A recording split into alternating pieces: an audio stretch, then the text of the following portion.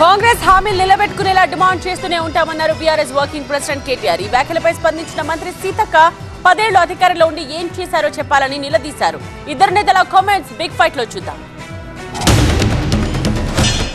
వాళ్ళు ఇచ్చిన ప్రతి హామీ రైతులకు కానీ, మహిళలకు కానీ, యువకులకు కానీ, ఉద్యోగులకు కానీ, నిరుద్యోగులకు కానీ ఇచ్చిన ప్రతి హామీని నిలబెట్టుకునే దిశగా తప్పకుండా డిమాండ్ చేయాలి. వాళ్ళు ఇచ్చిన 420 హామీలు ఏ ఒక్కటి కూడా తప్పకుండా ఆ పుస్తకాన్ని పట్టుకొని మనం గల్లీ గల్లీలో చర్చ పెట్టాలి, ప్రజలను జాగరూకులను చేయాలి.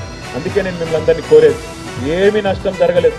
కొద్దిగా మనకు కూడా బ్రేక్ దొరికింది అనుకోండి, కార్ సర్వీసింగ్ చేసుకుందాం, మళ్ళా రోడ్ ఎక్కుదాం, మళ్ళా తొక్కుడు దొక్కితే 100 స్పీడ్తో మళ్ళా తప్పకుండా అధికారంలోకి వచ్చే. చాలా డబ్బులు పెండింగ్ ఉన్నాయి. ఇప్పుడు వచ్చి కేటీఆర్ వచ్చి మేము కొట్లాడతామంటారా? నిన్న దాకా నీదేనే అధికారం, మేము అడుగుతాం మా నోరు మూయిస్తుంది, మేము అడుగుతా లేదు అన్ని బిల్లులు ఇచ్చేసాం అని అన్నారు. వారికోస్ వెయిన్స్ వ్యాధికి కేవలం 30 నిమిషాల్లో చికిత్స. కాల్ చేయండి 9989527715. ఇప్పుడు చూస్తే ఏ గ్రామ పంచాయతీ పోయినా కూడా డబ్బులు ఇవ్వలేదు, వాళ్ళ కోసం ఉంచుకున్నారు, వాళ్ళు సొంతంగా ఖర్చు పెట్టేది.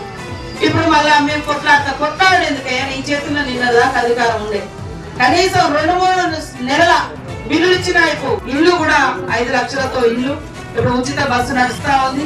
తర్వాత రేపు రాబోయే నెలలో మరి మహిళలకు ఇంట్లో ఒక పెద్ద మనిషికి 2500, 500 గ్యాస్, తర్వాత ఇళ్ళది కూడా అప్లికేషన్ తీసుకున్నాం. ఇల్లు లేనోళ్ళు ఎవరు, ఉన్నోళ్ళు ఎవరు అనేది కూడా అదంతా వడపోస్తాను.